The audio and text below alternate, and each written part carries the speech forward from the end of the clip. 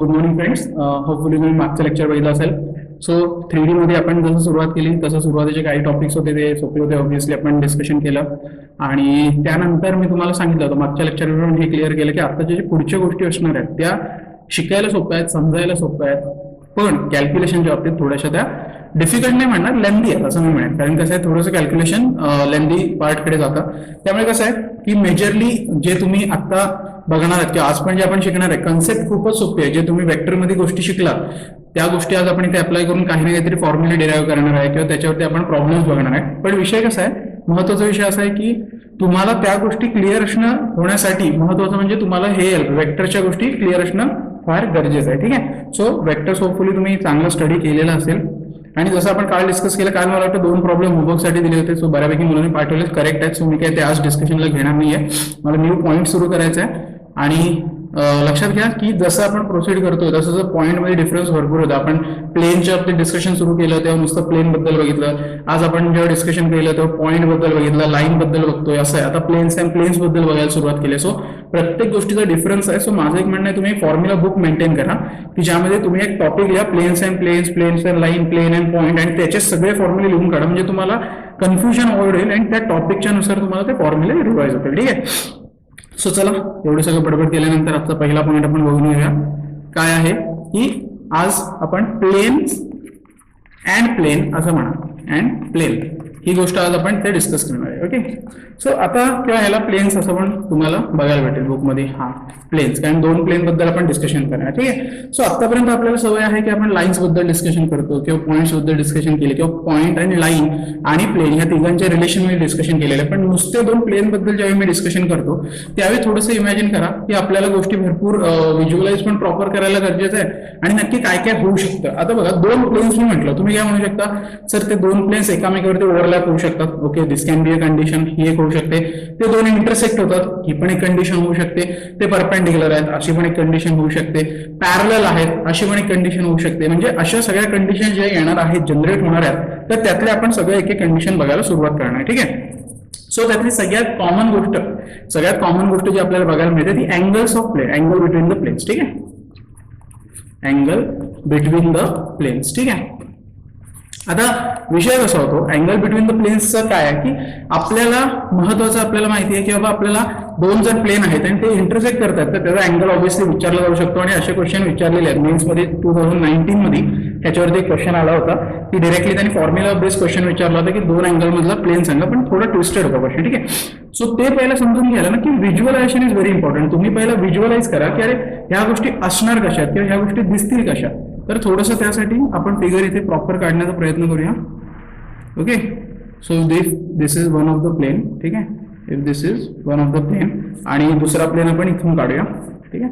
हा असा आहे, हा असा आहे आणि इथे कनेक्ट करूया. ठीक आहे. So imagine this 2 planes are intersecting each other. आणि आता आपल्याला एक गोष्ट माहिती आहे की प्लेन्स म्हटलं की त्याच्या नॉर्मल बद्दल तर 100% डिस्कशन येणार आहे. त्याची नॉर्मल कुठे ना कुठे आपल्याला माहिती आहे. आता जर ह्याची मी पकडली, हा प्लेन असा आहे म्हणजे याची परपेंडिक्युलर जी येणार आहे ती अशी येणार आहे. बरोबर आहे. म्हणजेच काय की ती अशा दिशेने येणार आहे, इथे कुठेतरी ह्या दिशेने येईल ना की अशी सरळ. ठीक आहे. सो ओरिएंटेशन महत्वाचं आहे, लक्षात घ्या. Orientation is very important. तुम्ही कुठल्या दृष्टिकोनाने तो बघताय हे फार महत्वाचं आहे. ठीक आहे. सो जरा प्रॉपर काढूया, म्हणजे काय मला अँगल सुद्धा दाखवायचं यांच्यामध्ये. सो ही एक होणार आहे आणि ह्याला ऑब्व्हियसली ह्या प्लेनची जी असणार आहे ते ऑब्व्हियसली अशी सरळच्या सरळ जाणार आहे. ठीक आहे. सो ह्या 2 नॉर्मल ज्या झाल्या आपल्या, सो N1 म्हणा तुम्ही, ह्याला प्लेन 1 म्हणा, याला प्लेन 2 म्हणा. म्हणजे आपण ह्याला N1 म्हणू शकतो आणि ह्याला N2 म्हणू शकतो. सध्या आपण ह्याला N1 N2 वेक्टर अशा पद्धतीने म्हणूया. ठीक आहे. सो आता जे मी काय डिस्कशन करतोय मी अँगल बद्दल डिस्कशन करतोय. मग तुम्हाला असा प्रश्न पडला असेल सर आपण प्लेनचा अँगल फाइंड करतोय म्हणजे ह्या अँगल बद्दल कुठेतरी आम्हाला डिस्कशन चाललंय ना. बरोबर आहे. इफ दिस इज थीटा, हा प्लेन सोबत जो अँगल म्हणलाय ह्याच्याबद्दल आपल्याला बोलायचं आहे. मग तुम्ही नॉर्मल्सला मध्ये कशाला आणताय, तर एक लक्षात घ्या प्लेनची एक प्रॉपर्टी सांगतो तुम्हाला की 2 प्लेन्सचा जो अँगल आहे ना तो त्यांच्या नॉर्मलच्या अँगल सोबत सेम असतो. काय म्हटलं मी बघा, angle between the planes is equal to angle between their normals. ठीक आहे. सो ही गोष्ट लक्षात ठेवा. सो हा थीटा आहे ना तो ह्यांच्या दोघांच्या मधला अँगल थिटा हा सेम असणार आहे. ठीक आहे. सो आता काय आहे की ह्याच्यामुळे एक गोष्ट खूप सोपी होऊन जाते की मला अँगल्स ज्यावेळी प्लेन मधला अँगल फाइंड करायचा आहे त्यावेळी मी नक्की काय करू. आता नॉर्मली आपल्याला सवय आहे की बाबा एखादा अँगल फाइंड करायचं म्हणजे की आपण डॉट प्रोडक्ट वगैरे घेऊन मोकळे होतो. पण डॉट प्रोडक्ट प्लेनचा डॉट प्रोडक्ट असं तर थोडी ना. एखादा वेक्टर असेल तर गोष्ट वेगळी आहे ना. दोन वेक्टरचं डॉट प्रोडक्ट मला माहिती आहे, दोन प्लेनचं डॉट प्रोडक्ट आहे असं मी म्हणू शकत नाही ना. सो त्याला काय आहे की मला कुठे ना कुठे त्याला वेक्टर पाहिजे. वेक्टर बाबा मला माहिती आहे की बाबा ह्यांचे नॉर्मलचे वेक्टर मी इझिली काढू शकतो. बरोबर आहे. ते आता कसं काढू शकतो त्यासाठी मला प्लेनचे इक्वेशन पहिला बेसिक माहिती पाहिजे.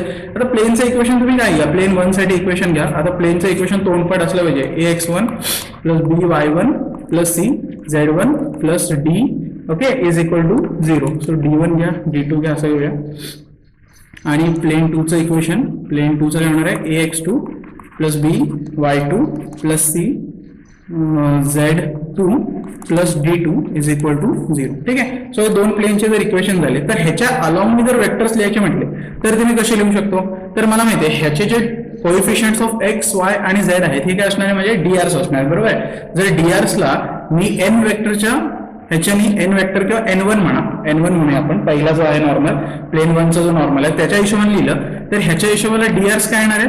डीआरस असणार आहेत म्हणजे a1 b1 आणि c1. मग इक्वेशन लिहून टाकायचं a1i प्लस b1j आणि प्लस c1k. तसंच सिमिलरली n2 साठी माझे डीआरस काय होणार आहेत. n2 वेक्टर ज्यावेळी लिहिणार आहे त्यावेळी डीआरस काय असतील माझे a2 b2 आणि c2. ठीक आहे. सो ह्याचं मी काय वेक्टर लिहू शकतो a2i बरोबर आहे प्लस b2j प्लस c2k. ठीक आहे. आता n1 n2 दोन झाले तर मला आता गोष्ट ही माहिती आहे की बाबा मी जर ह्यांच्यामध्ये डॉट प्रोडक्ट घेतला. ठीक आहे. If I take n1 dot n2 तर मला कुठेतरी कॉस थिटाच्या ह्याच्यात भेटेल in terms of cos of theta मला अँगल मिळू शकतो. आपल्याला माहिती आहे गोष्ट. सो फॉर्म्युला आठवत असेल तर बघा कॉस ऑफ थिटा काय होता दोघांचा dot product n1 dot n2 upon mod of n1 किंवा magnitude of n1 into magnitude of n2. So हा तुमचा जो फॉर्म्युला आहे हाच तुमचा अँगल बिटवीन प्लेन्स साठीचा फॉर्म्युला आहे. Angle between planes. ठीक आहे. सो त्याच्यामध्ये काय wear n1 is along plain 1 आणि n2 फॉर प्लेन 2. ठीक आहे. सो ही गोष्ट एवढी लक्षात ठेवा. पण बाकी काय करायचं नाही. आता एक लक्षात घ्या आपण एवढे जे प्रॉब्लेम्स बघितले एवढे क्वेश्चन जे आपण सोडवले त्याच्यामध्ये तुम्हाला आता मला वाटतं n1 n2 लिहायला काय कठीण नाही आहे. एवढ्या क्वेश्चन्स नंतर मला वाटतं एवढी गोष्ट कोणी सांगू शकतं. ज्याला म्हणतात ना टॉपिक डिफिकल्ट होतो तो सुद्धा विद्यार्थी सांगू शकतो की हे कसं लिहायचं. सो हे जर लिहिता येत असेल तर बाकी तर काहीच नाही आहे ह्याच्यामध्ये कन्सेप्ट टेन्शन्स नाही. हा पण ही एक नोट म्हणून ही लक्षात ठेवायची कधी ना कधी क्वेश्चन सोडवताना ही आपल्याला उपयोगी येऊ शकते की बाबा angle between the planes is equal to angle between that normal. So this theta is equal to this theta आणि म्हणूनच मी या दोघांचं डॉट प्रोडक्ट घेऊ शकलो आणि त्याच्यावरती मी काय नाही तरी इथे आन्सर फाइंड करू शकतो किंवा माझं फॉर्म्युला मी डिराईव्ह करू शकतो. ठीक आहे. सो हे जर समजलं असेल तर मग ह्याच्यावरती एक क्वेश्चन पटकन बघून टाकूया म्हणजे तुम्हाला एक लक्षात घ्या. मी मगाशीच म्हटलं की ह्याच्यावरती 2019 मध्ये एक क्वेश्चन आला होता. सो तोच क्वेश्चन आपण घेण्याचा इथे प्रयत्न करूया की कसं आहे की मेन्स मध्ये आलेला आणि डायरेक्टली फॉर्म्युला बेस्ड क्वेश्चन कसे असतात बट विथ स्मॉल ट्विस्ट. ठीक आहे. ही पण गोष्ट समजणं तेवढंच गरजेचं आहे की बाबा कुठे ना कुठे एक छोटा ट्विस्ट या क्वेश्चन मध्ये असणारच आहे. तो बघूया आपण. A plane passing through the points a plane passing through the points. Okay. Points काय आहेत 0 -1 0 अँड थोडा लेंदी आहे क्वेश्चन कारण हे 3D मधले क्वेश्चन जरा वर्ड प्रॉब्लेम टाईपचे असतात ते तुम्हाला माहिती आहे. And making an angle okay making an angle π/4 with the plane. ठीक है. with the plane y minus z plus phi is equal to 0 म्हणजे x चा कंपोनेंट नाही. also passes through the point. ठीक आहे. आता ह्याचे ऑप्शन मी लिहितो कारण की त्याच्याशिवाय मला क्वेश्चन टॅकलच करता येणार नाहीये. -√2 1 आणि -4. ठीक आहे. बी ऑप्शन लिहूया √2 1 आणि 4. ठीक आहे. सी ऑप्शन लिहून घेऊया √2 -1 आणि 4 आणि डी ऑप्शन इथे लिहूया -√2 -1 -4. ठीक आहे. आता तुम्ही म्हणा सर ऑप्शन शिवाय मी टॅकल करू शकत नाही म्हणजे काय ते क्वेश्चनच्या एंडला तुम्हाला समजेल की मी काय म्हणत होतो. ठीक आहे. आता झालं क्वेश्चन लिहून झालं. आता क्वेश्चन वाचायचं व्यवस्थित. ठीक आहे, बघा काय दिलंय. A plane passing through the points, म्हणजे एखादा प्लेन आहे जो या दोन पॉईंट मधून पास होतोय. हा पॉईंट 1 हा पॉईंट 2 या दोन पॉईंट मधून तो पास होतोय असं जर असेल अँड मेकिंग अन अँगल, म्हणजे मला थीटा दिलेला आहे. ठीक आहे, पहिली गोष्ट म्हणजे इथे इम्पॉर्टंट आहे थीटा दिलेला आहे. जिथं मला थीटाची इन्व्हॉल्वमेंट आली आणि दोन प्लेन दिसतात 100% कॉस थीटाचा फॉर्म्युला कुठे ना कुठे वापरावा लागणार आहे, हे कळायला हरकत नाही. त्यानंतर विथ द प्लेन, एक प्लेन दिलाय म्हणजे जो प्लेन ह्या दोन पॉईंट मधून पास होतोय, ह्या दोन जे पॉईंट दिले त्यातून जो पास होणारा प्लेन आहे तो π/4 अँगल फॉर्म करतोय ह्या y-z+φ ह्या प्लेन सोबत. ठीक आहे, पण तो प्लेन जो मला अननोन आहे, जो ह्याच्या दोघांमधून पास होऊन याच्यासोबत अँगल फॉर्म करतोय, तो प्लेन अजून ह्या चार पैकी कुठल्या पॉईंट मधून पास होईल असं विचारलंय. म्हणजे हा क्वेश्चन हे लोक रेस्ट्रिक्ट करू शकले असते कुठपर्यंत, की what is the equation of plane, इथपर्यंत जरी रेस्ट्रिक्ट केला असता तरी सुद्धा तो क्वेश्चन एक मोठाच क्वेश्चन झाला असता. पण त्याच्यामध्ये सुद्धा त्यांनी काय एडिशन केलंय की भाई तुम्ही थोडा त्रास घ्या, तुम्ही काय करा पहिला इक्वेशन ऑफ प्लेन फाइंड करा, तेवढी तुमची मेहनत घ्यायला पाहिजे आणि तो फाइंड केल्यावर हे चार पॉईंट्स त्याच्यात टाकून बघा की ते इक्वेशन सॅटिस्फाय होतं की नाही. म्हणून मी म्हटलं की ऑप्शनची मला गरज का लागणार आहे, तर माझा अप्रोच असा असेल की मी इक्वेशन ऑफ प्लेन पर्यंत पोहोचू शकतो. ठीक आहे, इक्वेशन ऑफ प्लेन पर्यंत मी पोहोचणार आहे आणि ते काय जे मिळालंय त्याच्यामध्ये एक एक पॉईंट ए बी सी आणि डी हे टाकून बघणार आणि जे सॅटिस्फाय करेल ओके ते माझं आन्सर असणार आहे. So this will be the whole flow of the question. So one by one आपण सुरू करूया. पहिली गोष्ट म्हणजे आता मला अननोन प्लेन आहे, so let the required equation of plain.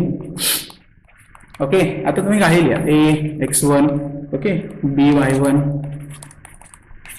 cz1 plus d is equal to 0. ठीक आहे, आता याच्यामध्ये एक गंमत सांगतो काय होतं की आता माझ्याकडे दिलेल्या गोष्टी काय काय त्याचा एक इमॅजिन बघा.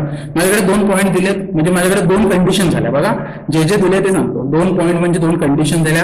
एक प्लेन दिलाय भाईनी म्हणजे तो एक झाला, पण ती मला कंडिशन म्हणून वापरता येणार आहे, पण मला एक अँगल दिला म्हणजे ती एक कंडिशन झाली. म्हणजे माझ्याकडे टोटल कंडिशन्स आहेत 3 ज्या मी वापरू शकतो आणि लिहिलेल्या इक्वेशन मध्ये 1 2 3 आणि 4 माझ्याकडे आहेत अननोन. ठीक आहे, ओके याला A1 म्हणूया आपण, Z1 नको, A1 B1 आणि C1 म्हणूया. ठीक आहे, सो A1 B1 C1 आणि D हे 4 अननोन आहेत माझ्याकडे.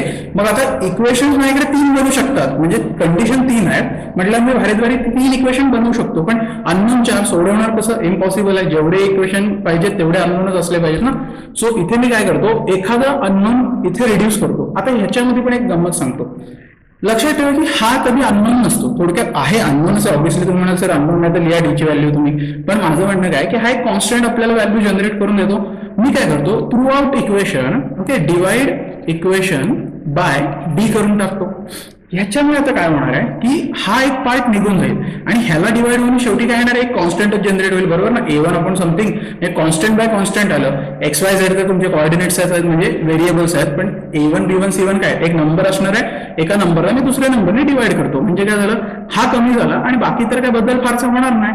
सो मी लिहिलं A1/D x ठीक आहे प्लस B1/D ठीक आहे आणि हे झालं C1/D z plus 1 is equal to 0. ठीक आहे, आता थोडं तुम्हाला बघायला जरा ओबडधोबड वाटत असेल ना तर तुम्ही काय करू शकता, ह्याला अखंड याला काहीतरी म्हणा, ह्याला असं म्हणा A2 म्हणून टाका सरळ. या अख्ख्या टर्मला काय म्हणा A2 म्हणा, A2x plus B2y plus C2z plus 1 is equal to 0. म्हणजे आता दिसायला नॉर्मल दिसते. बघा मी रिक्वायर्ड प्लेनचं इक्वेशन काय म्हटलं, A1x प्लस B1y, आता हा A1x आहे, हा A1x plus B1y plus C1z plus D is equal to 0. बरोबर, त्या इक्वेशनला मी D ने डिवाइड केलं आणि D ने डिवाइड केल्यावर जे इक्वेशन मला दिसतंय ना ते थोडं चांगलं नाही वाटत म्हणून मी त्याला मेकअप करून घेतला आणि त्याला मी काय केलं, याला A1 ने रिप्रेझेंट केलं, ह्या अखंड टर्मला B2 म्हटलं, ह्याला C2 म्हटलं आणि हा 1 आहे तो आहेच. ठीक आहे, आता हे जे मला इक्वेशन भेटले ना याच्यामध्ये मी काय करेन की दोन जे पॉइंट आहेत ते ऑब्व्हियसली ह्या इक्वेशनला सॅटिस्फाय करतील कारण मला क्वेश्चनच ते सांगते ना, a plane passing through the points म्हणजे तो प्लेन ह्या पॉइंट्स मधून जातोय म्हणजे 100% हे पॉइंट्स त्या प्लेनला सॅटिस्फाय करतायत. बरोबर, मग आपण काय करूया, हा जो पॉइंट आहे 0 -1 0 पहिला पॉइंट जो आहे त्याला आपण काही म्हणा A म्हणा 0 -1 0 तो ह्या स्टार वाल्या इक्वेशनला सॅटिस्फाय करणार. टाकून घेऊया म्हणजे 0 इथे मायनस B2 आणि पुन्हा plus 0 plus 1 is equal to 0 झालं. म्हणजे B काय झालं, B इथे झालं माझं ओके इथे झालं प्लस 1 सो B2 माझं काय झालं 1 झालं. ठीक आहे. सो मला एक तर माझा अननोन भेटला इकडे. ठीक आहे. सो याला इक्वेशन नंबर 1 म्हणूया, कारण एक अननोन मला भेटलाय. दुसरा पण माझ्याकडे आहे ना पॉईंट, सेकंड पॉईंट माझ्याकडे काय दिलेला आहे बघा त्यांनी, सेकंड पॉईंट दिला 0 0 1. ठीक आहे. 0 0 आणि 1 हा पण 100% सॅटिस्फाय करणार आहे, because they pass through each other. म्हणून मी टाकतो 0 टाकलं, 0 टाकलं, हा C2 झाला +1 इज इक्वल टू 0. C2 काय झालं माझा -1. सो ह्याला इक्वेशन नंबर 2 म्हणतो, ह्याला इक्वेशन नंबर 1 म्हणतो. आता काय झालं की मला जो रिक्वायर्ड प्लेन आहे त्याच्यातल्या मला दोन अननोन गोष्टी मिळाल्या, एक 1 मिळाला तर एक -1. मग माझं इक्वेशन कसं ट्रान्सफॉर्म होईल, a2x + y - z + 1 is equal to 0. बरोबर आहे. सो हे जे माझं आता इक्वेशन ट्रान्सफॉर्म झालेलं आहे, आता ह्याच्यावर मी काय करू शकतो की मी डायरेक्टली आता माझ्या फॉर्म्युल्याकडे जातो, कारण मला प्लेनचं इक्वेशन भेटलं. सो अँगल बिटवीन प्लेन्स, त्याच्यासाठी मला लागणार काय काय, तर पहिली गोष्ट म्हणजे मला दोन वेक्टर लागतील. सो n1 जर मी वेक्टर म्हटलं आणि तो मी म्हटलं की ह्या प्लेनच्या सोबत आहे, तर तो काय होणार आहे, ह्या प्लेनला तो हा नॉर्मल n1 आहे, तर a2i प्लस इथे होणार आहे j आणि -k. ओके, हा एवढं होऊन जाईल. आता n2 मला पाहिजे, तर n2 माझा दुसरा प्लेन ना, मग दुसऱ्या प्लेनला त्यांनी इथे दिलंय x कंपोनंट नाहीये पण y आणि z चे कंपोनंट, सो तो इथे 1 आणि -1 म्हणजे काय झालं इथे 0i +1 -1. ठीक आहे. सो हे झालं म्हणजे n1 n2. आता तुम्हाला अजून एक गोष्ट माहिती आहे, थीटा π/4 दिलाय. आता मला वाटतं फॉर्म्युला टाकूया, cos of π/4 is equal to, आता फॉर्म्युला मला काय सांगतो ते पहिलं बघून घ्या. ह्या दोघांचं डॉट प्रोडक्ट, सो हा 0 झाला, हा इथे 1 आणि -1, सो हे किती झालं 1 + 1 झालं. ठीक आहे. सो 1 + 1 अपॉन अंडर रूट मध्ये काय येणार आहे, पहिला अंडर रूट काय येईल a2².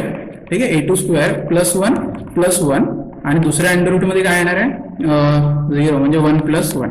ठीक आहे, -1 आणि 1 ते 1 + 1. पण आता मला माहिती आहे हे झालं 1/√2, हे झालं 2, हे झालं अंडर रूट a2² + 2 आणि इथे काय झालं अजून एक √2 राहिला. बरोबर आहे.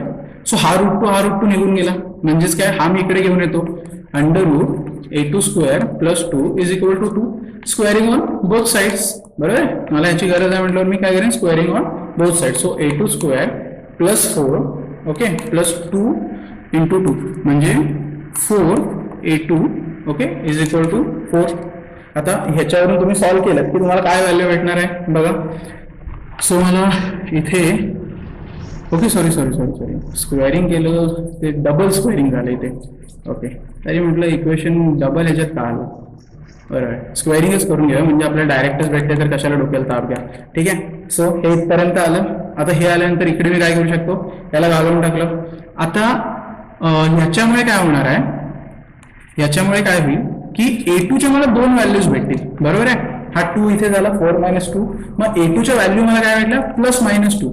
आता झाला परत अजून कॉम्प्लिकेटेड प्रॉब्लेम, कारण का की मला आता भाई भेटल्यात दोन व्हॅल्यू, म्हणजे माझं जे इक्वेशन इथे दिसतंय ना, हे इक्वेशन आधी दोन बनणार आहेत, एकाच्या ऐवजी दोन इक्वेशन, आणि त्यात मला ते सगळे पॉईंट टाकायचे. ठीक आहे. सो मी आता इक्वेशन काय घेऊ शकतो, +-2 असं लिहून घेऊया आणि हे असं. ठीक आहे, +-2x ओके, त्याच्यानंतर हे काय होतं +y - z +y - z आणि +1 इज इक्वल टू 0. म्हणजेच काय, हे असं इक्वेशन होईल 2y - z +1 is equal to 0 आणि दुसरं एक इक्वेशन काय होईल -2x +y - z +1 is equal to 0. So आता हे दोन इक्वेशन लिहिल्यानंतर, ठीक आहे, हे दोन इक्वेशन्स लिहिल्यानंतर ओके √2 होते काय, सॉरी ओके, हे किती झालं 4 - 2 √2 यायला. ठीक आहे. सो हे √2 कारण की काय आहे, आपल्याला ऑप्शन मध्ये रूट नाही आहे, कारण इथे आपल्याला सबस्टिट्यूट करावं लागेल. ठीक आहे. सो हे जे दोन इक्वेशन भेटले, आता टाका तुमचे ऑप्शन्स. ठीक आहे. सो पहिला ऑप्शन बघा, चेक करा पहिला ऑप्शन काय दिला होता, तर -√2 बघा, पहिला ऑप्शन बघूया -√2 1 आणि काय दिलेलं -4. ठीक आहे, टाकून बघा तुम्ही XYZ च्या ऐवजी या व्हॅल्यूज टाकून बघा.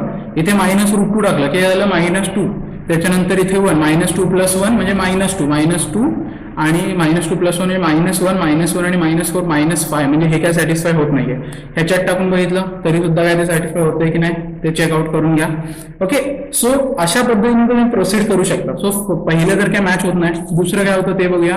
√2 1 आणि 4, √2 1 आणि 4. ठीक आहे. सो √2 1 आणि 4 जर दिलं तर √2 4 झालं, हे 4 आणि हा जो -4 आहे हा निघून गेला, हा +1 आणि हा +1 ओके -1 असायला हवे काय √2 आणि y -z -√2 ठीक आहे.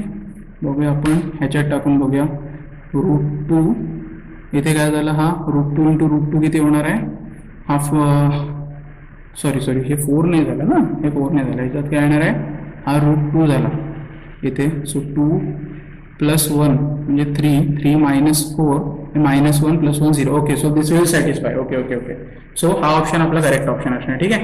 सो लक्षात घ्या फार काय असं काही हे नाही आहे की बाबा काय करायला हवं किंवा काय नाही करायला. तुम्हाला काय दोन जर प्लस मायनस मध्ये भेटतात तर तुम्ही काय करा की एक इक्वेशन घ्या त्यातलं प्लस आणि मायनस मधलं आणि चेकआउट करून घ्या. सो मी पहिला काय सुरुवात केली प्लस वाला इक्वेशन पासून सुरुवात केली. आता हे काय प्लस मायनस मुळे काय की ओरिएंटेशनचा फक्त विषय येतो. सो आपल्याला एक्झॅक्टली माहित नाही की त्यांचं ओरिएंटेशन कसं आहे ठीक आहे. सो मी काय केलं पहिल्याच इक्वेशन मध्ये टाकायला सुरुवात केली. जर माझा पॉईंट सॅटिस्फाय होतोय तर इकडे मला जायची सुद्धा तेवढी काही गरज नाही आहे ठीक आहे. सो ते एकदा तुम्ही प्रॉपर क्लिअर आउट करून घ्या की मी हे चूज केलं इक्वेशन ह्याच्यामध्ये टाकलं इकडे माझा विषय क्लिअर होतो. सो लेंदी आहे बघा प्रॉब्लेम किती लेंदी आहे ह्याच्यावरून तुम्हाला थोडासा अंदाज आला असेल की आपण कुठपासून सोडवायला सुरुवात केली आणि कुठे कुठे आलोय त्यानंतर. सो मी मागे बोललो की तुमचे इथे कॉम्प्लिकेटेड काय होणार आहे तुमचे कॅल्क्युलेशन्स कॉम्प्लिकेटेड होतील पण तुमचं बाकी काय याच्यामध्ये कॉम्प्लिकेटेड अजिबात नसणार आहे ठीक आहे. सो थोडासा लेंदी होता प्रॉब्लेम पण काही कठीण नव्हतं सोडवायला तो सोपाच होता. ओके सो ते झालं असेल तर आता जसं अँगल बिटवीन टू प्लेन्स म्हटलं तसं डिस्टन्स बिटवीन टू प्लेन्स येऊ शकतं. आता बघा आणि आता जर प्लेन्स कसे असू शकतात डिस्टन्सला पॅरलल प्लेन्स असतील असे जर प्लेन असतील तर या दोघांमधला डिस्टन्स काय असं मला कोणी विचारू शकतं बरोबर आहे ना. सो मी काय करतो डिस्टन्स बिटवीन पॅरलल प्लेन्स ठीक आहे. So distance between parallel planes हे जेव्हा काढायचे असेल त्यावेळी मला पहिल्या गोष्ट म्हणजे ह्याच्या सिनारिओ काय काय येतील याचं इमॅजिनेशन करणं फार इम्पॉर्टंट आहे. कसं आहे की दोन प्लेन जर दिलेले आहेत ओके हे जर दोन प्लेन आहेत आणि पॅरलल आहेत असं मी म्हणतोय तर एक लक्षात घ्या हा जो पॉईंट आहे इथून आणि ह्या पॉईंट पर्यंत तुम्हाला डिस्टन्सची गरज आहे ठीक आहे. आता इथे एक पॉईंट ओरिजिनचा पकडूया आपण ए आणि ह्या पॉईंट पासून जर डिस्टन्स मी काढलं तर बघा इथून हे जे एवढं डिस्टन्स आहे ह्याचं हे काय होऊ शकतं L1 होईल आणि इथून हे जे आहे टोटल डिस्टन्स हे काय होणार आहे L2 होणार आहे ठीक आहे.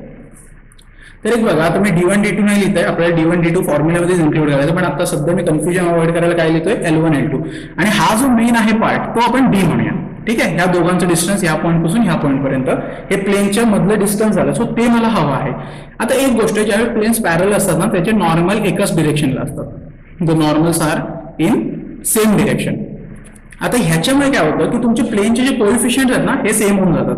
म्हणजे मी ज्यावेळी प्लेन 1 म्हणेन आणि त्याचं इक्वेशन लिहिलं a1x + b1y + c1z + d1 = 0 तर प्लेन 2 चं इक्वेशन पण a1x + b1y + c1z फक्त काय होईल डिस्टन्स बदलेल d2 चेंज होईल बाकी सगळं तुमचं आहे तसं सेमच राहणार आहे.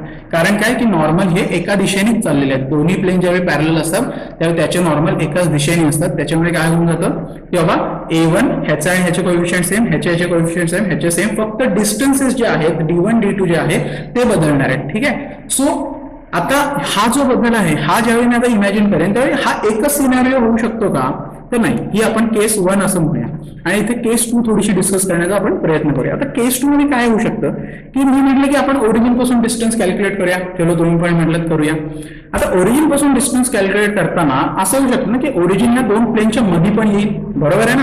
आता खाली आला तर प्रॉब्लेम नाही तो अशाच पद्धतीने काहीतरी फॉलो होईल की एक अखंड डिस्टन्स आणि एक छोटं डिस्टन्स. आता हा जो डी फाइंड करायचा म्हटलं ह्या केसमध्ये तर तो डी काय असणार आहे किंवा L2 - L1 असेल किंवा मॉड घेतला तर L1 - L2 होऊन जाईल बरोबर आहे. डिस्टन्स घेतोय म्हटल्यावर कारण काय मोठं जे डिस्टन्स आहे त्यातून छोटं डिस्टन्स कॅन्सल केलं तर जे उरणार आहे तो माझा डिस्टन्स आहे ना. सो हे क्लिअर असलं पाहिजे इथे. पण हे कधी ज्यावेळी ओरिजिन वरती असेल दोन्ही प्लेनच्या वरती असणार आहे. पण अजून एक सिनारिओ आपण इमॅजिन करूया केस 2 आपण इमॅजिन करूया की बाबा ओरिजिन जर मध्येच आलं तर काय. जर ओरिजिन मध्ये झालं तर काय हा ए जर इथे आला आता हा इथे आला तर काय करू तर हा एक डिस्टन्स एवढा होईल माझा हा L1 होईल आणि इथून जो डिस्टन्स ह्या पॉईंट पर्यंत होईल तो माझा L2 होईल. मग या केसमध्ये जेव्हा हे टोटल डिस्टन्स मी डी पकडणार आहे त्या टोटल डिस्टन्सला मला काय लिहायला लागेल L2 + L1 लिहावं लागेल. पण ह्याला मॉड बिल्ड लावा तुम्ही काय प्रश्न नाहीये. पण ह्याच्यात गंमत काय होणार आहे ते पण सांगतो की आपण इथे डिस्टन्सच्या ऐवजी ना काय करूया डायरेक्टेड डिस्टन्स काढण्याचा प्रयत्न करूया. आता तुम्हाला डायरेक्टेड डिस्टन्स म्हणजे काय तर बाबा ज्या दिशेला जातोय त्या दिशेनुसार आपण थोडंसं याला ट्रीट करूया. आता बघा हे जे डिस्टन्स आहे हे L1 काय होतंय खालीच चाललंय आणि L2 पण खालीच चाललंय, कारण मी ओरिजिन पासून चाललोय. म्हणजे दिशा एक म्हटल्यावर काय झालं, साइन सेम झालं. बरोबर आहे, या डिस्टन्सचं साइन सेम. म्हणजेच काय, ज्यावेळी मी सबस्ट्रॅक्शन करणार आहे, फॉर एक्झाम्पल जर मी असं सबस्ट्रॅक्शन केलं की 5 - 2 तर काय आन्सर 3 येईल. काय होईल, सबस्ट्रॅक्शनच होईल, कारण काय आहे दिशा एक आहे. पण इथे बघा इथे L1 वरच्या साईडला चाललाय तर L2 खालच्या साईडला चाललाय. मग सायन्स काय असतील, अपोजिट असतील. सायन्स काय असणार आहे, अपोजिट असणार आहे. म्हणजेच काय की L1चं जर डिस्टन्स 2 असेल आणि L3चं डिस्टन्स जर 3 असेल तर मी L2चं डिस्टन्स जर 3 असेल तर L1 मी 2 पकडू शकतो, पण L2च्या डिस्टन्सला मला -3 पकडावं लागेल, कारण तो बॉटम साईडला चाललाय. ठीक आहे, मग काय होईल ह्याच्यात की ज्यावेळी मी L1 + L2 असं करायला जाईल त्यावेळी काय होणार आहे की हे प्रॉब्लेमॅटिक सिच्युएशन होऊन जाईल. हे काय होणार आहे, प्रॉब्लेमॅटिक सिच्युएशन होऊन जाईल की अरे आता हे तर मायनस झालं, म्हणजे हे टोटल डिस्टन्स मला भेटणारच नाहीये. ठीक आहे, हे टोटल डिस्टन्स मला कधीच भेटणार नाहीये. मग मी काय करू, मग हा जो प्रॉब्लेम आला तर हे मी लिहिणं बरोबर नाहीये. If this is return then it is wrong. मग हे आपण नाही लिहू शकत, हे आपण अशा पद्धतीने लिहू शकत नाही. कसं आहे, विचार करताना आपण करतो चला हे वरचं डिस्टन्स खालचं डिस्टन्स ऍड करून टाका, मला टोटल डिस्टन्स झालं. पण इथे तसं नाही, इथे डिरेक्टेड डिस्टन्सच्या बाबतीत थोडंसं आपल्याला कन्सेप्च्युअली बघावं लागेल. मग मला काय करायला लागेल की हे आता टोटल डिस्टन्स 5 आहे, मग 5 येण्यासाठी काय करायला हवं, तर 2 - 3 जर मी केलं तर तो 2 + 3 5 येऊन जाईल. ठीक आहे, म्हणजेच काय मला इथे मायनस साईन घ्यावी लागेल. ओके, काय करायला लागेल मला, L1 - L2 अशा पद्धतीने मला जावं लागेल आणि मग मला मॉड लावायला लागेल. ठीक आहे, सुरुवातीला पण मी मॉड लावू शकत नाही. मी मॉड जर स्टार्टिंगला लावला ना, म्हणजे काय केलं की L1 ला पण जर मॉड लावला, L2 ला पण मॉड लावला तर काय होईल की ऍक्च्युअल डिस्टन्स मिळेल, मला ऍक्च्युअल डिस्टन्स मिळेल. पण फॉर्म्युला वाईज जर मी बघितलं तर ते distance actual distance total calculate करणारच नाही. कळतंय, समजून घ्या कन्सेप्ट. परत एकदा प्रॉपर समजवतो, जर तुम्हाला थोडंसं आता असं डोकं जरा भणभणलं असेल तर जरा समजवतो की 2 प्लेन्स आहेत. ठीक आहे, असे 2 प्लेन आहेत. आता जर ओरिजिन इथे आहे, आता तुम्ही विचार माझ्या फोरहेड वरती ओरिजिन आहे, तर मी इथून ज्यावेळी बघतो खाली त्यावेळी ह्या प्लेनचं डिस्टन्स 1 झालं आणि इथून पूर्ण एक डिस्टन्स 1 झालं. मी एका दिशेने बघतोय म्हटल्यावर ते दोन्ही डिस्टन्स पॉझिटिव्ह, म्हणजे मी त्या दोघांमध्ये सबस्ट्रॅक्शन केलं. आता सबस्ट्रॅक्शन करायला काय प्रॉब्लेमच नाहीये मला, सो मी काय करू शकतो, मी त्या आरामात गोष्ट लिहू शकतो आणि त्याचा डिस्टन्स मला हवे ते भेटणारच आहे, 100% भेटणार आहे. ठीक आहे, पण ज्यावेळी ओरिजिन ह्या 2 प्लेन्सच्या मध्ये आली, आता एक मी वरती चाललो आणि एक मी खाली चाललो, म्हणजे काय मी डिरेक्टेड जर बघितलं तर एक पॉझिटिव्ह चालला तर एक निगेटिव्ह चाललाय. ठीक आहे, म्हणजे अपोजिट आहे. मग मी त्यांना सबस्ट्रॅक्ट जर केलं तर काय होऊ शकतं माझं, तर मला तिथे डिस्टन्स काय भेटेल, मला प्रॉपर डिस्टन्स भेटेल. जर मी ऍड केलं, जे की मी सर्वसामान्य विचार करताना काय करेन की मी एवढा वरती गेलो पुन्हा तेवढाच खाली आलो, असा जर मी विचार केला तर काय होऊन जाणार आहे, प्रॉब्लेमॅटिक सिच्युएशन अराइज होईल. कारण काय होणार की अरे एक 2 आहे आणि एक -3, पण 2 + -3 केलं म्हणजे 2 - 3 झालं, मग -1 मॉड घेतला भले तरी 1 म्हणजे चुकीचं आहे. डिस्टन्स 1 नाहीच आहे, डिस्टन्स 5 पाहिजे मला, असं कसं होणार. मग इथे माझ्या डोक्यात क्लिअर झालं पाहिजे की बाबा इथे मला मायनस साईन द्यावी लागेल, सबस्ट्रॅक्टच करावं लागेल, ना की इथे मला ऍड करावं लागेल. ठीक आहे, सो या दोन्ही सिनारिओ मला जर एकत्र टॅकल करायचे म्हटले तर एक फॉर्म्युला आपण इथे जनरेट करू शकतो, जो की आहे d into mod of d1 - d2 upon √of a1² plus b1² plus c1². कारण काय इथे d1 आणि d2 डिफरंट आहेत, पण a1 b1 आणि c1 हे काय आहे, सेम आहे. दोन्ही प्लेनसाठी हे काय सेम आहे, d1 and d2 are different. So this will be your formula for distance between 2 parallel planes. So मला वाटतं दोन्हीही सिनारिओ मी इथे प्रॉपर एक्सप्लेन करण्याचा प्रयत्न केलेला आहे. तुम्हाला तेवढ्या गोष्टी खरंच क्लिअर झालेल्या हवेत, इथे कन्फ्युजन करून घेऊ नका. एकदम सिंपल ऍप्लिकेशन याचं, एकदम सिंपल. याच्या ऍप्लिकेशनमध्ये टेन्शन पण घेण्याची गरज नाही आहे, कारण काय आहे की हे ऍप्लिकेशन आपण जे करणार आहे ना ते अतिशय म्हणजे फॉर्म्युला असा लावला आपल्याला असा आन्सर भेटून जातो, ते आपण बघणार आहे आता. ते लगेच आपण इथे लगेच क्लिअर पण करून घेणार आहे. ठीक आहे, सो चला होपफुली जरा कन्सेप्ट थोडीशी वेगळी वाटली. आणि कसं आहे की सिनारिओ ज्यावेळी इमॅजिन करायची वेळ येते तर हा एक चांगला पार्ट आहे की तुम्ही इमॅजिनेशन तुमचं वाढवू शकता. ओके, सो चलो क्वेश्चन बघूया आपण. हा पण सगळे मेन्सच्या टाईपले क्वेश्चन आहे. आता ब्लू पेननेच वापरेल. काय distance between two parallel planes. आता प्लेन्स दिलेत, पॅरलल दिलेत म्हटल्यावर विषय संपला. आता मला वाटतं इथून काय लहान मुलं पण सोडवून देतील. लहान मुलं म्हणजे तुम्हीच, तर तुम्ही लगेच तुमच्या बहीण भावंडांना बोलाल, सर बोलले तुम्ही पण लहान मुलं सोडवतील, तुम्ही सोडवा रे. तुम्ही सोडवा आधी, मग त्यांना सोडवूया आपण, ठीक आहे. सो 2 प्लेन दिले, ऑब्व्हियसली तुम्ही प्लेन 1 प्लेन 2 असं लिहून घ्या. कसं आहे थोडंसं सुरुवातीला एक लक्षात आहे, जेई आहे म्हणजे काही लिहायची गरज नाही, सर्व असं खराब काहीतरी खडबड करून घेतलं म्हणजे झालं असं नाहीये. हा माझा प्लेनचा इक्वेशन स्टँडर्ड नाहीये, मला जर स्टँडर्ड करून घ्यावं लागेल कारण माझा डी इकडे आहे ना की इकडे. सो लिहून घेतलं.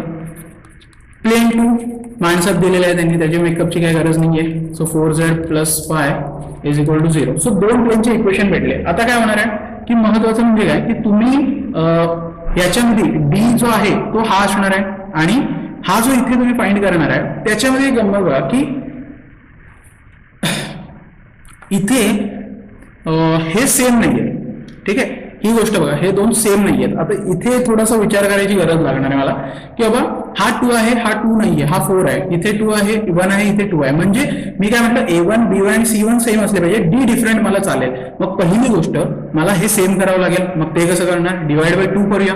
डिवाइड बाय 2 या अख्ख्या इक्वेशनला काय झालं, 2x + y + 2z + 5/2. ह्या डी ला किती पण खराब करा, काय फरक नाही पडत आपल्याला. काय हा आणि हा जो कोएफिशियंट आहे याच्यासोबत आणि याच्यासोबत मॅच झाला पाहिजे. मग ही माझी प्रायोरिटी आहे. म्हणून म्हटलं कसं आहे, जेही असतं काय नाही सर, एका रफ पेजमध्ये अख्खा पेपर बसवतो आम्ही, ठीक आहे. आणि त्याच्यातच आपल्याला येणाऱ्या पण गोष्टी चुकवून ठेवतो. सो जरा सुटसुटीत लिहा, बोर्डाच्या पेपर प्रमाणे लिहा म्हणत नाहीये, पण थोडंसं लिखाणकाम असलं पाहिजे. सो मांडा पहिला इक्वेशन स्टँडर्ड फॉर्म मध्ये आणा आणि मग विचार करा की अरे तो फॉर्म्युला लावण्यासाठी बेसिक कंडिशन काय होती, तर बाबा माझे कोएफिशियंट सेम पाहिजे होते, पण ते आहेत का, नाही आहेत. सो मी काय केलं, करून टाकले सेम. आता मला फॉर्म्युला माहिती आहे. आता काय d1 - d2, ओके. सो -8 आणि इथे काय झालं -5/2, ठीक आहे. काय असू दे, मायनस किती येऊ दे, आपण मॉड वापरतो म्हटलं टेन्शनच नाहीये. आणि ऑब्व्हियसली कोएफिशियंटचा काही प्रश्नच नाहीये कारण हे सेमच आहेत. सो 2 म्हणजे हे झालं 4 + 1 + 4. सो मला वाटतं हे सोपं आहे, हे तुम्हाला इथे सोपं झालं. हे 9 होणार आहे तुमचं आणि हे किती होईल रे, -16 म्हणजे 21 -21 अपॉन हे झालं 9 म्हणजे याला जर सोडवलं तर मायनस हा झाला वरती 7/2, ठीक आहे. सो -7/2 म्हणजेच काय झालं, तुमचं फायनल आन्सर जे काय असणार आहे ते असणार आहे 7/2. बघा ऑप्शन आहे, ऑप्शन नंबर सी करेक्ट आहे. आता गंमत अशी आहे की हा क्वेश्चन 2 वेळा विचारला गेला आहे, म्हणजे खूप रेअरली अशा कंडिशन्स होतात की एखादा क्वेश्चन रिपीट होतो, पण हा क्वेश्चन 2 वेळा विचारला गेला आहे. त्यामुळे कसं आहे की 2004 आणि 2013 या दोन्ही परीक्षेमध्ये हा क्वेश्चन विचारला गेला होता.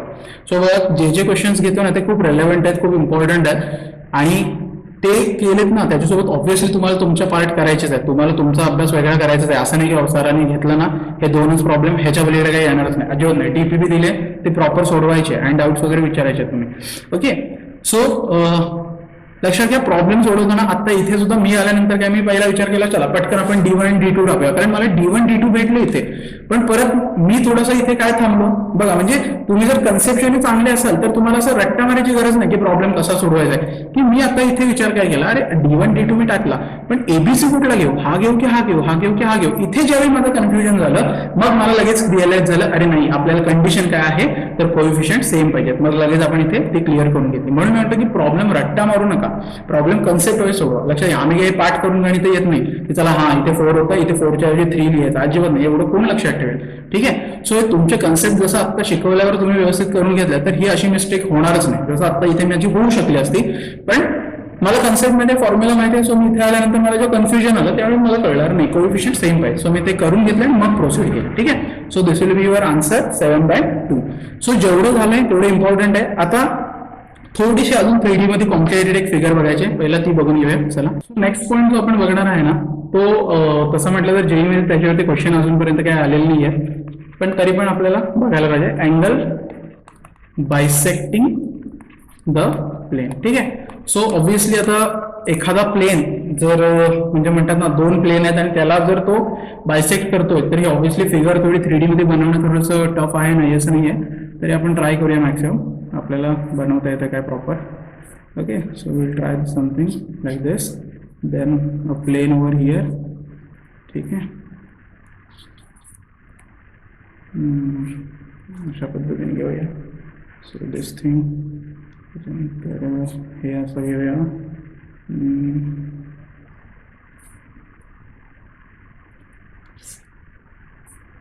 ठीक आहे.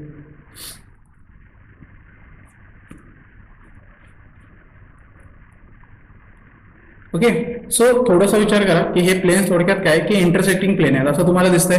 आता मेजरली काय ही लाईन जी आहे ना ही इंटरसेक्टिंग लाईन आहे दोन प्लेनशी, बरोबर आहे. ही लाईन काय आहे इंटरसेक्टिंग लाईन आहे. आता याच्यातून जो प्लेन पास होणार आहे बायसेक्ट होणार आहे तो आपल्याला बायसेक्टिंग प्लेन आपण म्हणू शकतो. याला P1 म्हटलं, ठीक आहे, त्याला P2 म्हटलं. म्हणजे हे दोन प्लेन्स आहेत ना ते काय होतात इंटरसेक्टिंग होतात, इथून पास झाले अशा पद्धतीने ते तुम्हाला दिसतात. ठीक आहे. आणि ह्या दोघांची लाईन ऑफ इंटरसेक्शन जी आहे जी इथे मी थोडीशी बोल्ड करण्याचा प्रयत्न केला, ही जी लाईन ऑफ इंटरसेक्शन आहे ना याच्यातून पास होणारा प्लेन. मग आता इथून तुम्ही डायग्राम बघूया आपण.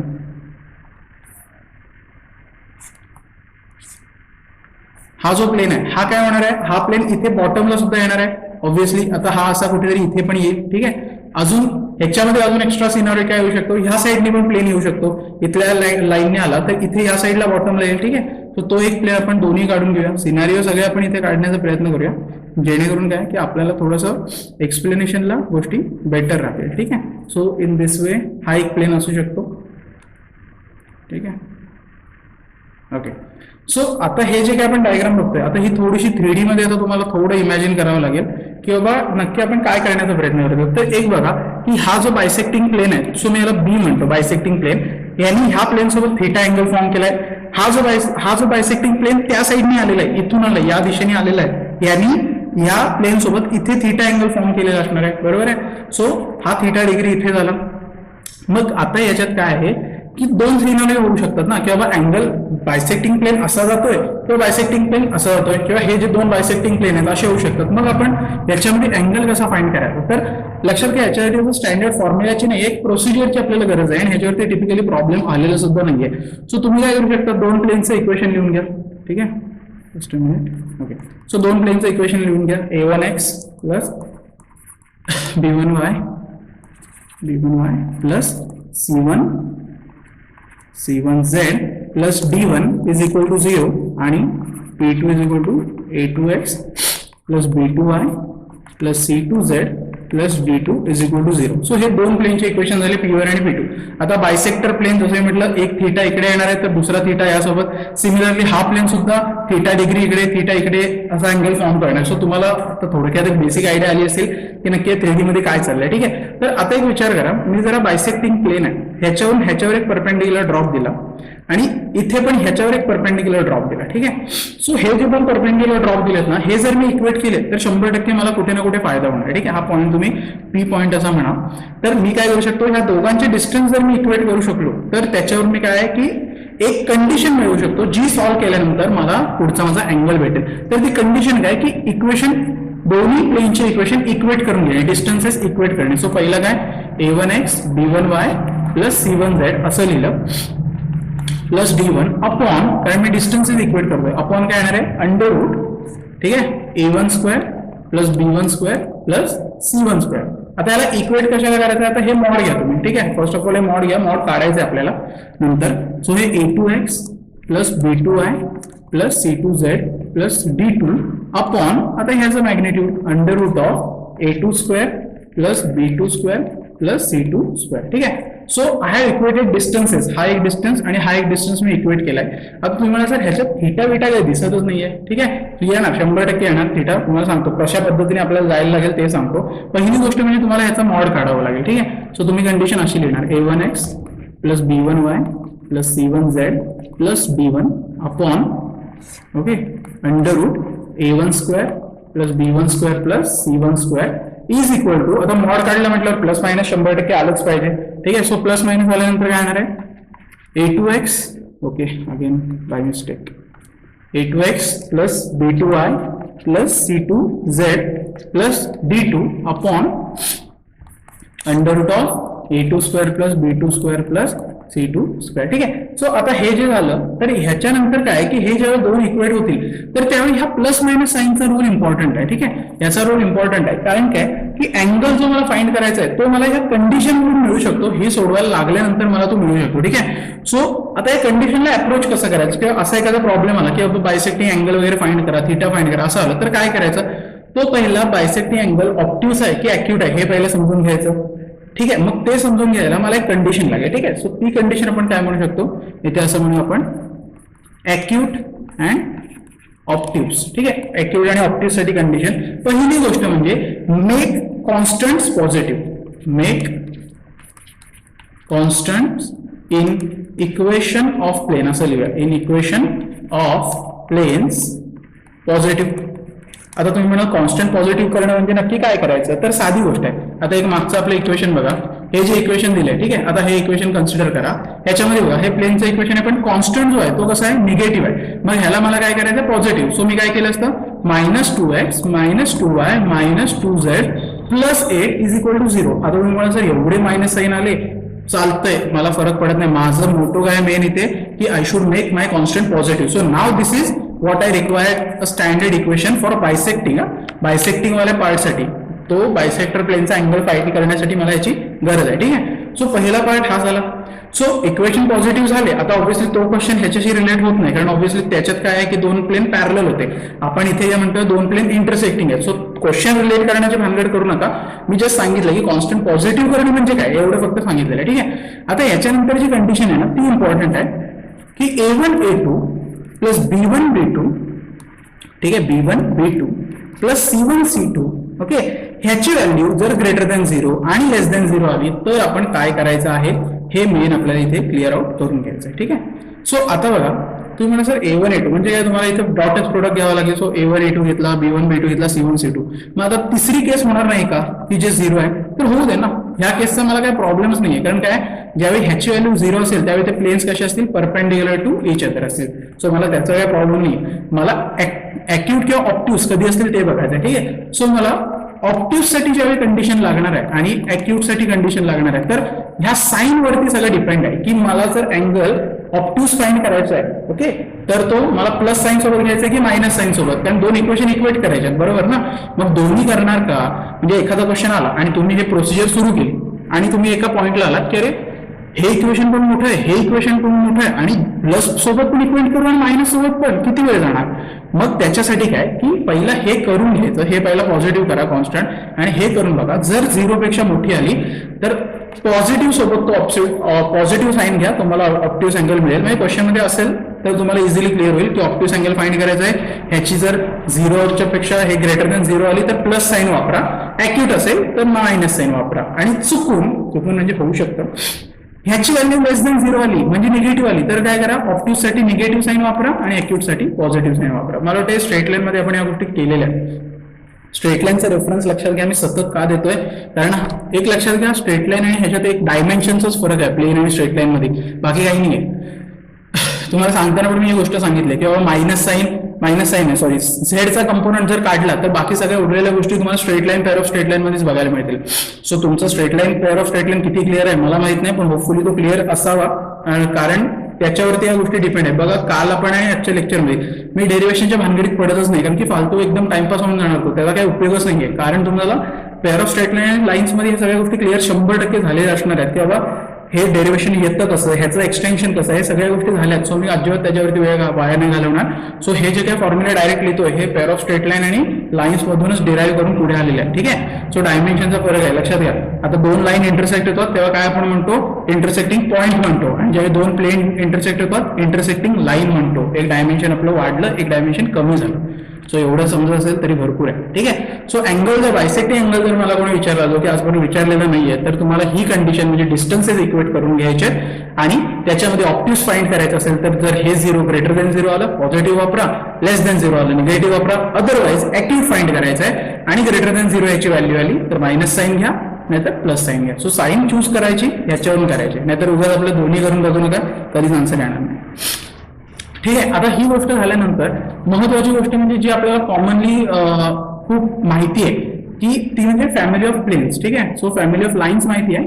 सो फॅमिली ऑफ प्लेन्स, मला वाटतं फॅमिली ऑफ लाईन्स ज्यांना क्लिअर आहे त्यांना ही गोष्ट फार कठीण नाही जाणार. ठीक आहे, सो जर मी इथे आता एखादा डायग्राम काढायचं म्हटलं, ठीक आहे, लेट अस ड्रॉ डायग्राम.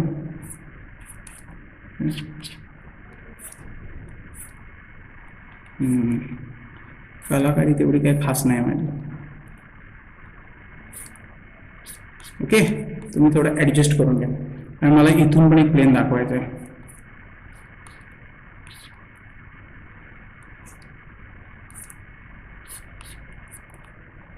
ठीक आहे, सो ऑब्विसली काय आहे की मगासारखं झालं, दोन प्लेन आहेत, इंटरसेक्ट होता, ही लाईन ऑफ इंटरसेक्शन आली.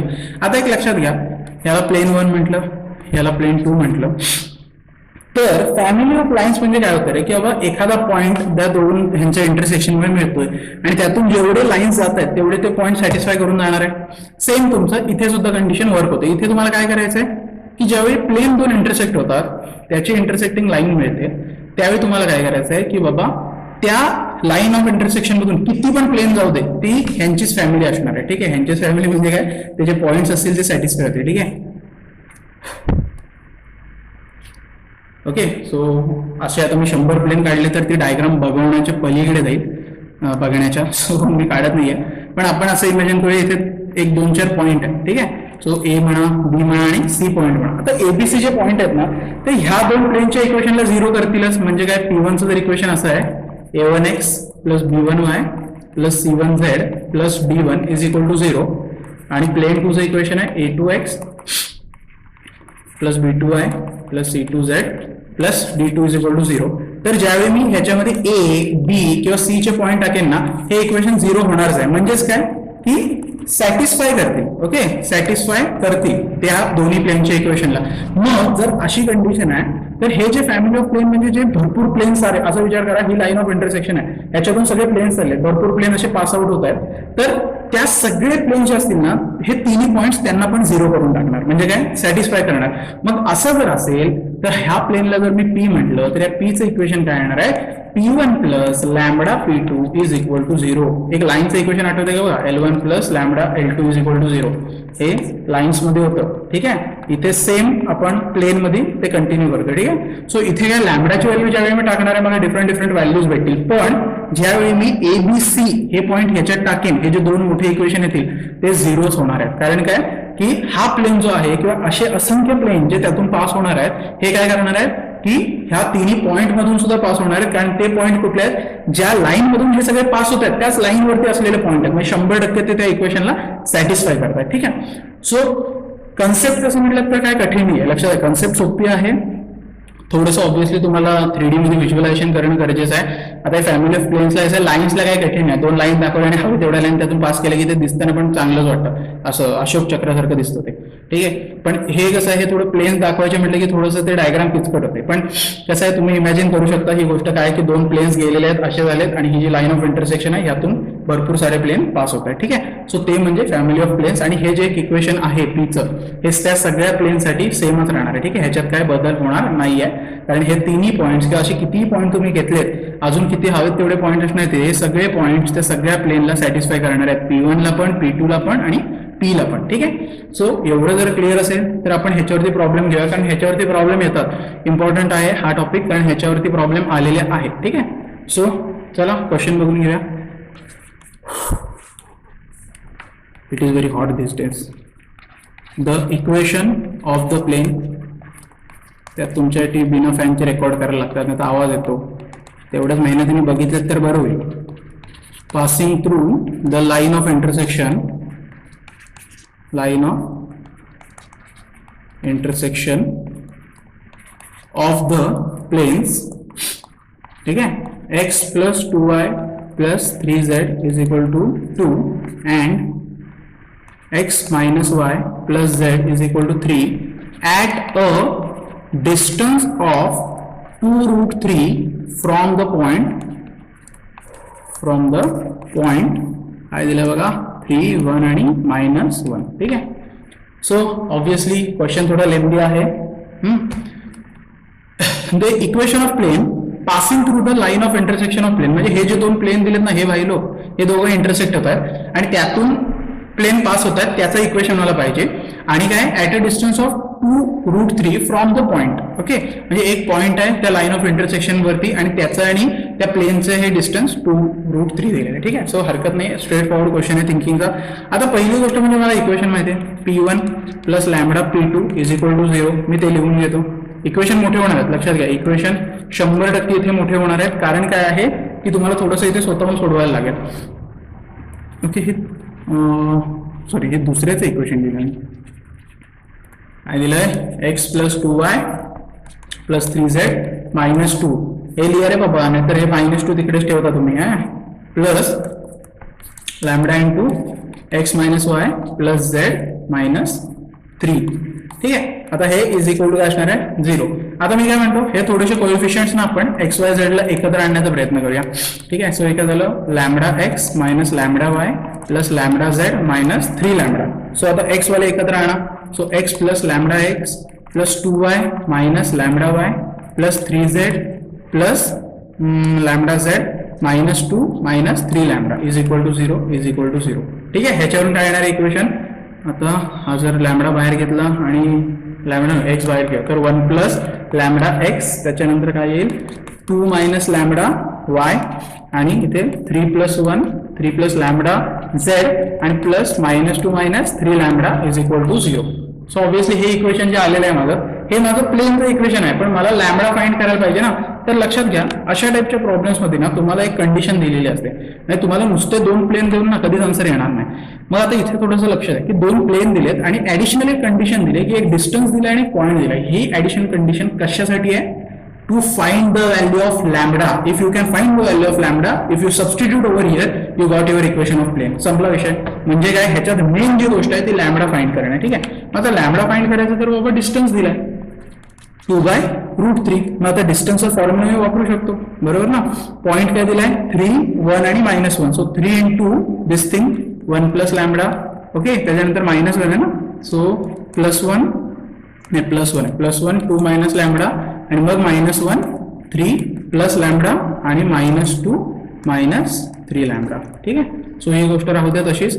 फक्त प्रॉब्लेमॅटिक आता सिच्युएशन काय होणार आहे की ह्याच्या अंडररूट मध्ये जे येणार आहे ती गोष्ट जरा चांगलीच मोठी येणार आहे. ठीक आहे. सो तेवढी जरा सोडवता आली पाहिजे. 1 plus lambda whole square plus 2 minus lambda whole square plus 3 plus lambda whole square. ठीक आहे. सो ही गोष्ट इथे येणार आहे इज इक्वल टू काय असणार आहे हे 2/√3. आता काय नाही आता फार काय डोकं लावायचं नाही. गपचूप स्लोली किक सोडवायला सुरुवात करायचं. So 3 plus 3 lambda plus 2 minus lambda -3 minus lambda -2 minus 3 lambda. ठीक आहे. सो हे वरच्या तर बाईचा काही प्रॉब्लेम नाही आहे. ठीक आहे. आता मी इथे रूट आहे ना हे सगळ्याला आहे. सो थोडंसं असं डॉटेड दाखवतो. यात एक परत खिचडी वाटणार भरपूर मोठं होणार इक्वेशन ते. सो हे काय होणार आहे बघा 1 plus lambda square plus 2 lambda plus 4 okay plus lambda square minus 4 lambda plus 3 म्हणजे 9 plus lambda square plus 6 lambda. ठीक आहे. सो हे मॉड आहे कंटिन्यू. ओके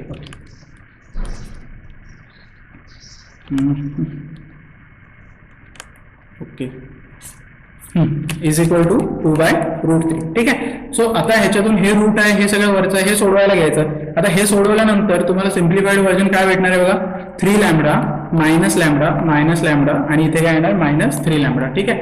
आणि डिनॉमिनेटरला तुम्ही काय करा सगळ्या गोष्टी एकत्र करा. रूट मध्येच ठेवा पण काय करा लॅमडावाल्या गोष्टी एकत्र करा आणि हे एकत्र ठेवा. सो काय येणार आहे अंडर मध्ये बघा तुम्ही वहीवर लिहून घ्या म्हणजे तुम्हाला सोडवायला बरं पडेल. ठीक आहे. So I have already solved and simplified this thing. So I will write it 2 - 4 plus 6 lambda आणि 1 plus okay plus 1 plus okay व्यवस्थित लिहूया थोडं कन्फ्युजन नको प्लस इथे 1 plus 4 plus 9 okay is equal to 2/√3. आता इथे आल्यानंतर ना थोडंसं अजून ज्यावेळी तुम्ही सिम्प्लिफाय कराल त्यावेळी काय की हे इथे कॅन्सल होतंय म्हणजे इथे -2 लॅमडा राहिला. ठीक आहे. So -2 lambda. आता हे -2 लॅमडा आहे ना हे तुमचं इथे या 2 सोबत कट होऊन जाईल पण ते पुढे बघूया आपण. ठीक आहे. आणि हे जे काही विषय राहिलेले आहे आपला हा जो काही विषय इथे खाली राहतो तो काय होणार आहे 3 लॅमडा स्क्वेअर ओके आणि हे काय होणार आहे +4 आणि इथे +14 असं काहीतरी विषय होणार आहे पण हे सगळं रूट मध्ये आहे. आणि हे किती झालं 2/√3. मी आता हा 2 आणि हा 2 घालवू शकतो आणि मी काय करतो स्क्वेअरिंग ऑन बोथ साइड्स. मग स्क्वेअरिंग केल्यामुळे मॉड वगैरे सगळं हा इकडे घेऊन जाऊया √3 इकडे घेऊन जाऊया म्हणजे काय तो झाला 3 लॅमडा स्क्वेअर झाला बरोबर आहे 3 लॅमडा स्क्वेअर कारण √3 लॅमडा होईल मग स्क्वेअरिंग नंतर 3 लॅमडा स्क्वेअर आणि हे सगळं तिथे घेऊन गेल्यावर 3 लॅमडा स्क्वेअर +4 आणि ओके +4 हे काय हा +4 लॅमडा 4 लॅमडा +14 ओके हे झालं. आता हे तर निघून गेलं. So 4 lambda is equal to -14 म्हणजे लॅमडा इज इक्वल टू -14/4 म्हणजे -7/2. ठीक आहे. सो -7/2 जर मला लॅमडा भेटलाय तर मला आता माझ्या बऱ्याचशा गोष्टी ते सिम्प्लिफाय झाल्या पाहिजेत. माझं इक्वेशन काय आहे हे इक्वेशन आहे. ह्या इक्वेशन मध्ये पुढे गेलं, हा हे इक्वेशन घ्या, ह्याच्या लॅमडाच्या इथे तुम्ही -7/2 टाकलं की तुम्हाला तुमचा आन्सर भेटला पाहिजे. ठीक आहे. सो जास्त विचार न करता टाकायला सुरुवात करायची. आपण काय फार विचार नाही करा. काय इक्वेशन पुन्हा लिहून घेतो. 1 + λx + 2 - λy + 3 + λz + -2 - 3 λ = 0. ठीक आहे. सो आता हे झाल्यानंतर मी काय लॅमडाची व्हॅल्यू मला किती आहे माहिती आहे, -7/2 टाकलं. 1 - 7/2x + 2 + 7/2 y + 3 - 7/2 z आणि इकडे -2 इथे + 3 × 7/2. ठीक आहे, = 0. सो सॉल्व्ह करायला घ्या. म्हणजे हे झालं -5/2 x झालं, हे किती झालं 4 म्हणजे 11 झालं ना. ओके, + 11/2y आणि इथे झालं 6 म्हणजे -1 झालं, -1/2 z आणि इथे किती होणार आहे प्लसमध्ये हे आता -4. ओके, -4 + 21/2 = 0. म्हणजे किती झालं 17/2 = 0. हे -z/2 हे झालं +11y/2 आणि हे झालं -5x/2. सो हा 2 सगळं घालून टाकला, आणि मायनस साईन आपण काढून टाकली. So -y + z -17/2 = 0. ठीक आहे. चेक करूया ऑप्शन आहे काय. 5x - 11y + z -17 = 0. So option अशा पद्धतीने दिले, 11y + 7 = 17. Okay, so this will be your answer. So 5x - 11y + z = 17 was your option. So कसं आहे बघा, क्वेश्चन पुन्हा तुम्हाला वाटेल की अरे क्वेश्चन कायचे काय लेंथी झाले. मला माहिती आहे हे लेंथी होणार होतं. ठीक आहे, I know this thing, this will B lengthy, 100% lengthy होणार होतं.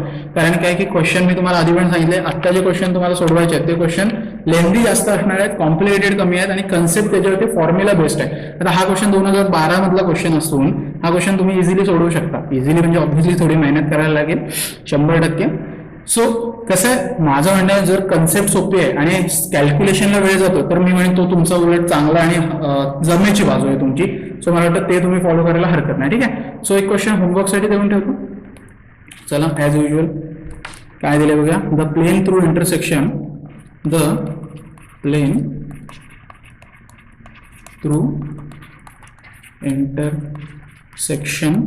Of the planes. ठीक आहे, दोन प्लेनचे इक्वेशन दिले, x + y + z = 1 and 2x + 3y - z + 4 = 0 and parallel to y-axis. ठीक आहे, parallel to y-axis also passes through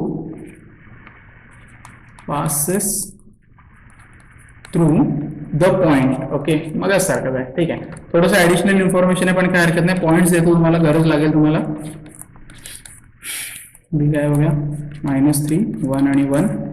C काय आहे 3 3 -1 आणि डी आहे 3 2 आणि 1. ठीक आहे. सो प्रॉब्लेम बघा काय दिलाय. The plane through intersection of the plane, म्हणजे दोन प्लेनचं इंटरसेक्शन आहे अँड पॅरलल टू y-axis. म्हणजे आता तुम्ही हे ऍक्सिस वगैरे जुगाड बघा काय करू शकता.